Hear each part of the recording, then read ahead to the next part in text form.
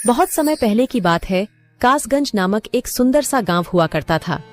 उस गांव में एक लकड़हारा रहता था जिसका नाम रामू था। रामू बहुत ही ईमानदार और मेहनती था। वह हमेशा अपने काम से खुश रहता था। उसके पास ज्यादा पैसे नहीं थे, लेकिन वह अपनी जिंदगी से संतुष्ट था। रामू के परिवार में उसकी पत्नी और उसके 2 बच्चे थे। रामू सेठ लालचंद के यहाँ लकड़ी काटने का काम करता था और लकड़ी काटने के बदले में सेठ लालचंद रामू को पैसे देता था, जिससे रामू और उसके परिवार का जीवन व्यापन होता था। सुमन, मैं काम पर जा रहा हूँ। आज बहुत देर हो गया है, तो तुम बच्चों को स्कूल छोड़ाना। जी, स्कूल तो मैं छोड़ आऊंगी, लेकिन मोनू और चिंकी पिछले 2 दिन से कह रहे हैं कि उनके स्कूल की टीचर स्कूल की फीस मंगा रही है। हाँ, तो जाकर दे आओ ना स्कूल की फीस।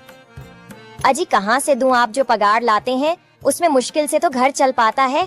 अब उतनी सी तनख्वाह में मैं बच्चों की फीस का इंतजाम कैसे करूं? अजी मैं एक बात आपको साफ साफ कह देती हूँ, आप सेठ लालचंद जी से पगार बढ़ाने की बात कहिए। दिन पर दिन खर्च बढ़ता जा रहा है। बाजार में अगर सब्जी लेने निकलो तो सब्जियों के दाम आसमान छू रहे हैं, और बच्चों की पढ़ाई का खर्चा, घर का खर्चा, अब इतनी कम तनख्वाह में कैसे गुजारा होगा? ठीक है, मैं आज ही सेठ जी से थोड़ा पगार बढ़ाने की बात करता हूँ। इतना कहकर है।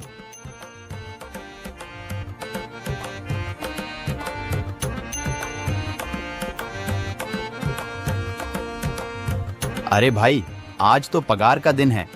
देखो, अब यह सेठ लालचंद कोई ना कोई लोचा जरूर करेगा। हमेशा कोई ना कोई बहाना बनाकर पगार कम कर देता है। और अगली बार तो मेरी आधी पगार काट ली थी, यह कहकर कि जो मैंने लालचंद जी से 200 रुपए उधार लिए थे, उसका ब्याज बढ़कर 1000 रुपए हो गया है। इसलिए मैं तुम्हारी पगार में से 1000 रुपए काट रहा हूँ। हाँ हरिया भाई, तुम एकदम ठीक कह रहे हो। ये सेठ लालचंद ना एक नंबर का चालाक और लालची इंसान है। एक तो दुगुना काम ले लेता है और बदले में पैसे भी पूरे नहीं देता। हाँ भाई, मेरे भी अगली बार सेठ लालचंद ने पगार काट लिए थे। मैंने बस 2 छुट्टी ली थी जब मेरी बिटिया बहुत बीमार थी, और इस लालचंद ने इस बात का फायदा उठाकर मेरी पूरी आधी पगार काट ली। हे भगवान, बस सेठ जी, इस बार मेरी पूरी पगार दे दें। बच्चों के स्कूल की फीस भी भरनी है। ऐसे सभी लकड़हारे अपने काम पर लग जाते हैं। काम करने के बाद सेठ लालचंद के पास जाते हैं। सेठ जी, महीना पूरा हो गया है, हमें हमारी तनख्वाह दे दीजिए। देखो भाइयों, अभी मेरे पास तुम्हें देने के लिए पैसे नहीं है। अभी माल नहीं बिका है, सारा माल गोदाम में ही पड़ा हुआ है। कल या परसों तक तुम्हें तुम्हारी तनख्वाह मिल जाएगी। पर सेठ जी, अभी हमारे पास बिल्कुल पैसे नहीं बचे हैं। घर का भी सामान लाना है, बच्चों की फीस भरनी है।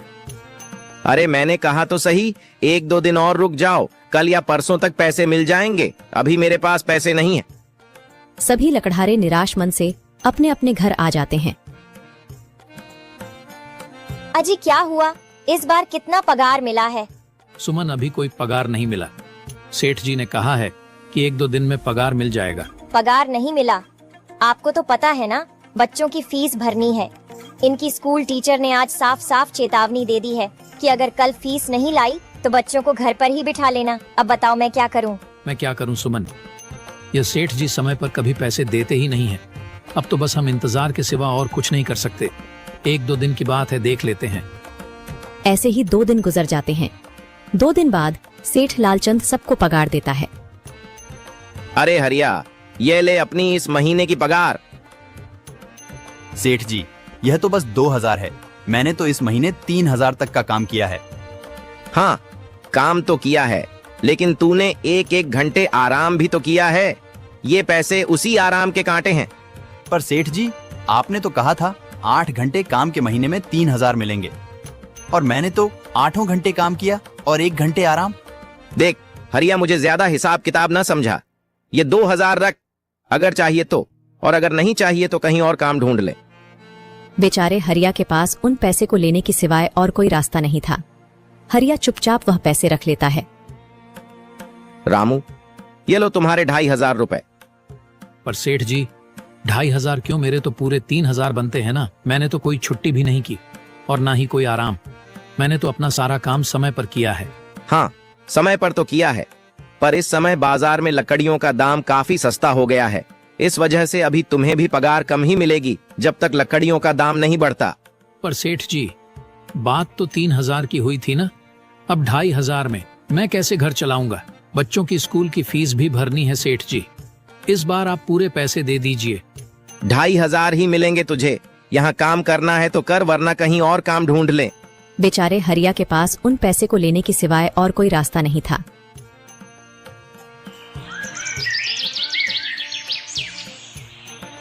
अरे भाई, यह सेठ लालचंद एक नंबर का बेईमान इंसान है। सारे पैसे अपने जेब में भर लेता है और बहाने बनाता है कि लकड़ियों के दाम सस्ते हो गए हैं। देख लेना, हम गरीबों की किसी न किसी दिन इसे जरूर हाय लगेगी। नहीं हरिया, ऐसे नहीं कहते। वह हमारे अन्नदाता है। आखिर उन्हीं के वजह से तो हमारा घर चल रहा है। अरे काहे का अन्नदाता? काम के पूरे पैसे तो देता नहीं है। पूरे महीने मेहनत करके भी क्या मिलते हैं? बस ये 2,000 रुपए। इसमें घर खर्च कैसे चलाएं? ऐसे तो हम कभी तरक्की नहीं कर पाएंगे। और हम कर भी क्या सकते हैं हरिया? हमें लकड़ी काटने की सिवा और कोई काम कहाँ आता है? और कोई काम खोलना भी चाहे तो उसके लिए हमारे पास इतने पैसे कहाँ हैं? अब जो भी हो, हमारा तो बस ये सेठ लालचंद ही सहारा है ना। कुछ देर बातें करने के बाद अपने घर की ओर निकल पड़ते हैं। जी आ गए आप। कितनी पगार मिला है? सुमन, इस बार सेठ जी ने बस 2,500 रुपए ही दिए हैं। बस 2,000? इतने में कैसे घर चलाएंगे? बच्चों की फीस में ही 1,000 रुपए निकल जाएंगे। फिर 1,500 में क्या क्या करेंगे? अब मैं क्या कहूँ सुमन, अब तुम्हें इसी में ही गुजारा करना होगा। तुम सबसे पहले बच्चों की फीस भर देना, इसके बाद बाकी का मैं देखता हूँ। अजी आप क्या देख लोगे? सेठ जी से पूरे पैसे तो मांगे नहीं गए आपसे? नहीं सुमन, मैंने सेठ जी से पैसों के लिए कहा था, पर सेठ जी ने साफ इनकार कर दिया और कहा, यह लेना है तो लो, वरना कहीं और काम ढूंढी। मैं सेठ जी के यहाँ पर काम करने के बाद और भी जगह काम ढूंढने जाऊंगा। इतना कहकर रामू काम पर निकल जाता है और जैसा कि रामू ने कहा था, वह लालचंद के यहाँ काम करने के बाद काम की तलाश में निकल जाता है।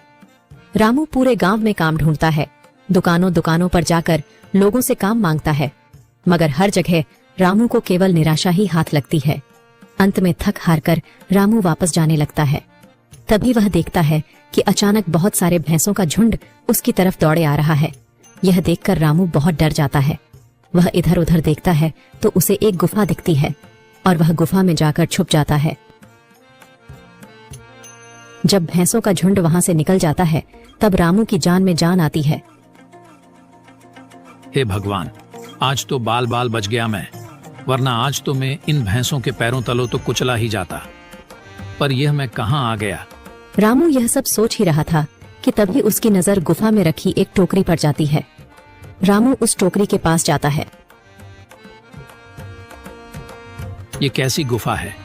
ये कैसी टोकरी यहाँ पड़ी है? इसे मैं घर ले जाता हूँ, सामान रखने के काम आ जाएगी। रामू जैसे ही उस टोकरी को हाथ लगाता है, गुफा में से एक आवाज आती है, रुक जाओ, इसे छूने की कोशिश मत करो। यह आवाज सुनकर रामू एकदम पीछे हट जाता है। तभी गुफा में एक जिन्न प्रकट हो जाता है और वह रामू से कहता है, कौन हो तुम और मेरी गुफा में क्या कर रहे हो? मुझे माफ करना, आप जो भी हो। कुछ भैंसों का झुंड मेरे पीछे पड़ गया था और उनसे बचने के लिए मैं इस गुफा में आकर छिप गया और फिर मेरी नजर इस टोकरी पर गई। माफ कीजिए, मुझे लगा यहाँ कोई नहीं है तो यह टोकरी किसी की नहीं होगी, इसलिए मैंने इसे छुआ। रामू, तुम्हें डरने की जरूरत नहीं है। मैं तुम्हारे बारे में सब जानता हूँ। मेरी नजर एक बार भी जिस पर पड़ जाती है, मैं उसका इतिहास अपनी खुली आंखों से देख सकता हूँ। पर आप है कौन और आप इतने विचित्र क्यों दिखाई पड़ रहे हैं? आप अपना परिचय दीजिए। कौन है आप? मैं एक जिन हूँ और मैं कई सालों से इस गुफा की रक्षा कर रहा हूँ। यह गुफा मेरे पूर्वजों की है। इस गुफा में केवल वही इंसान घुस सकता है जिसका मन बिल्कुल पवित्र हो। अगर तुम अपवित्र होते तो तुम इस गुफा में कभी नहीं घुस पाते।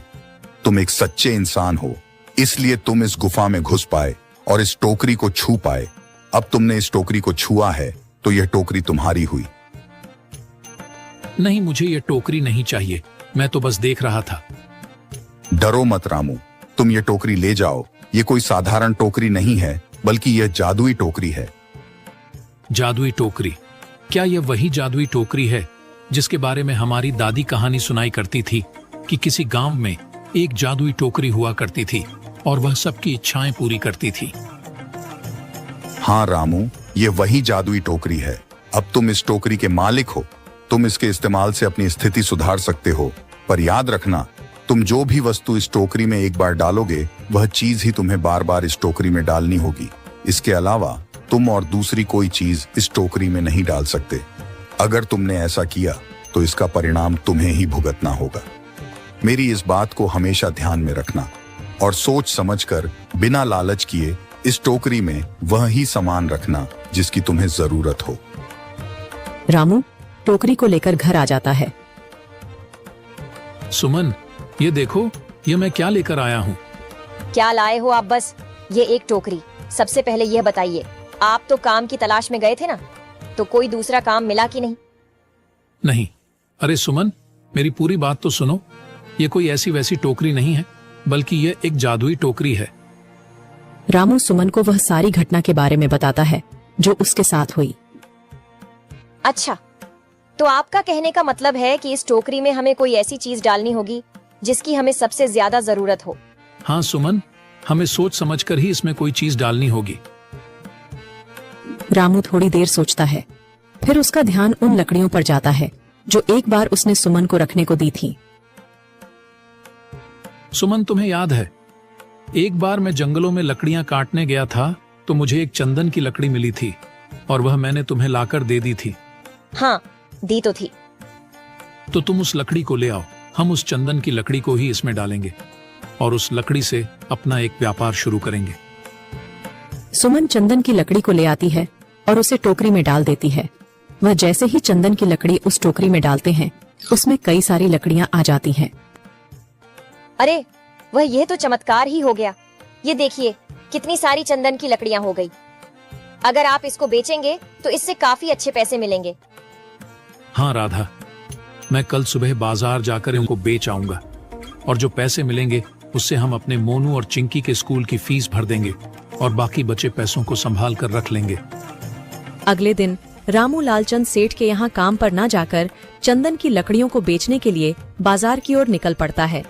वहाँ पर रामू चंदन की लकड़ियों को बहुत ही कम दामों में बेचा, जिसकी वजह से आम लोगों के साथ साथ बड़े व्यापारियों ने भी रामू से चंदन की लकड़ियां खरीदी। लकड़ियों को बेचकर रामू को काफी अच्छे पैसे मिले। पैसों को लेकर चंदन घर आ जाता है। ये देखो सुमन, उन लकड़ियों को बेचकर मुझे कितने सारे पैसे मिले हैं। ये लो कुछ पैसे, इससे तुम कल मोनू और चिंकी के स्कूल की फीस भर देना। अच्छा, तो मैं काम पर जाता हूँ। अजी, आपके पास तो अब यह जादुई टोकरी है, तो अब आपको उस सेठ लालचंद के यहाँ काम करने की क्या जरूरत है? हाँ सुमन, मैं सेठ लालचंद जी के यहाँ काम पर नहीं जा रहा, बल्कि मैं तो वहाँ पर जो काम कर रहे बाकी के लकड़हारे हैं उन्हें ये खुशी की खबर देने जा रहा हूँ, क्योंकि सेठ लालचंद जी से मेरे साथ साथ वह लकड़हारे भी बहुत परेशान थे। इसलिए अगर मेरा भला हो रहा है तो क्यों ना मैं उन सभी का भला करूं। वह सभी बहुत ईमानदार लकड़हारे हैं, वह सभी बहुत मेहनत से काम करते हैं, मगर लालचंद ने कभी भी उनको उनकी मेहनत के सही पैसे नहीं दिए। इसलिए मैंने सोचा है क्यों ना मैं उनको अपने इस काम में शामिल कर लूं।